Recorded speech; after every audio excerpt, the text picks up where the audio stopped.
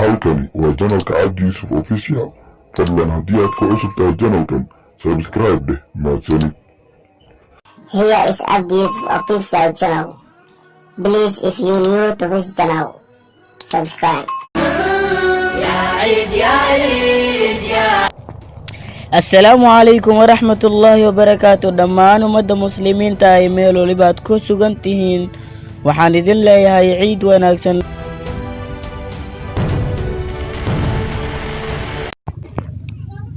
sidee u baran karnaa aamuska ama aamusnaanta?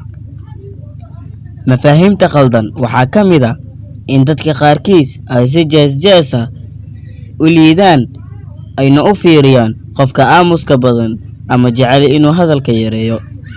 afgaabnidu maahan wax ceeba ee waxaa ceeba in hadalkaagu uu bato kadibna qaladaadkaaga uusan yaraanin. haddaba sidee si cilmiyeysan aan ugu baran karnaa aamuska? waxaan idin hayaa 4 talaabo oo aad si cilmiyeysan ugu baran karto aamuska. marka koowaad, ruuxa inuu isdareensiiyo xishood uu Alle subxaanahu wa tacaala ka xishoonayo. maxaa ka qurux badan kana fiican in qofka uu qalbigiisa dareensiiyo xishoodka uu Alle ka xishoonayo ficilkiisa, orahdiisa iyo xaaladihiisa oo dhan.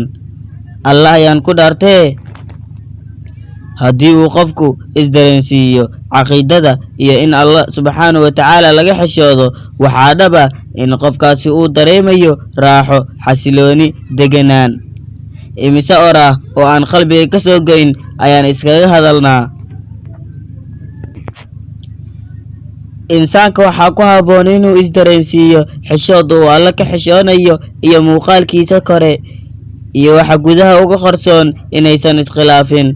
sidoo kalena uusan noqonin ruux marka uu kali noqdo Alle ku caasiya, marka uu dad kala joogana u eg qof baariya oo cabsi badan, ama bajirkiisa uu Alle la joogo qalbigiisuna dad kala joogo, ama ah qof adduunyo ku mashquulsan isagoo salaad ku jira. marka koowaad, ruuxa inuu isdareensiiyo xishood uu Alle subxaanahu wa tacaala ka xishoonayo. maxaa ka qurux badan kana fiican inuu qofka qalbigiisa dareensiiyo xishood uu Alle kaga xishoonayo orahdiisa, ficilkiisa iyo xaaladihiisa oo dhami. Allah ayaan ku dhaartee, haddii uu qofku isdareensiiyo caqiidada iyo in Allah subxaanahu wa tacaala laga xishoodo, waxaa dhaba inuu qofkaasi dareemayo raaxo, xasilooni iyo deganaan. imise orah oo aan qalbiga ka soo go'in ayaan iskaga hadalnaa.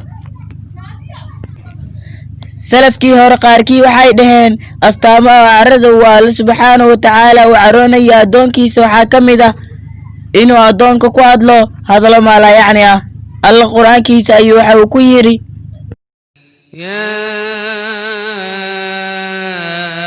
أيها الذين آمنوا لم تقولون ما لا تفعلون كبر مقتا عند الله أن تقولوا ما لا تفعلون.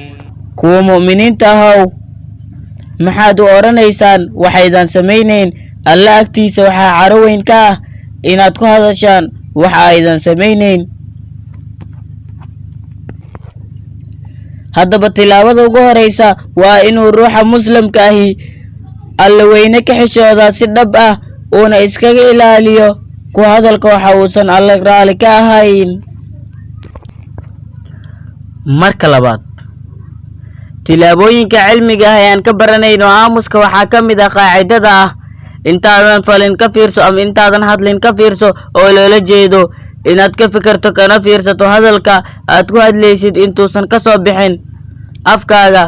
fadlan qaacidadaasi ka dhig mid noloshaada iftiimisa, carabkaaga tababar ku sii, naftaadana hala qabsato, maxaa yeelay insaanku waxa uu u baahan yahay inuu tababar qaato. sidaa darteed, naftaada ku tababar inay ka fikirto kana fiirsato, inaysan hadalka soo tuurin.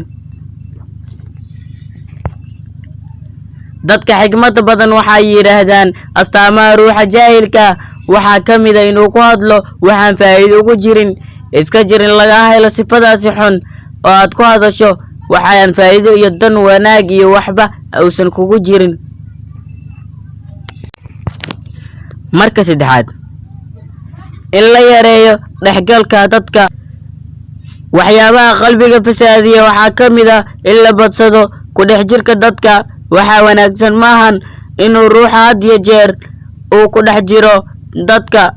waxaa lama huraan ah inuu ruuxa muslimka uu yeesho waqti gaar oo uu Alle u kaliyoobo habeenkii ugu yaraan saacad. tusaale ahaan, waxaan kugula talinayaa inaad masjid fadhiisato inta u dhaxaysa salaada maqrib iyo salaada cisho. xilligani masaajidada intooda badan waa faaruq oo aad Alle xusto, tukato, dambi dhaaf weydiisato, akhrisato kitaabka faa'iidada ku leh naftaadana aad ku tababaraysid kali ahaanshaha. maalmahani dadka qaarkood waxaa ciriiri gala laabtooda, waxayna dareemaan farxad la'aan iyagoo leh ma awoodi inaan keligay meel fadhiisto oo aan nafta qasbo. ruuxa sidaas leh waxaan leeyahay waxaa ku haysata dadnimo xumo.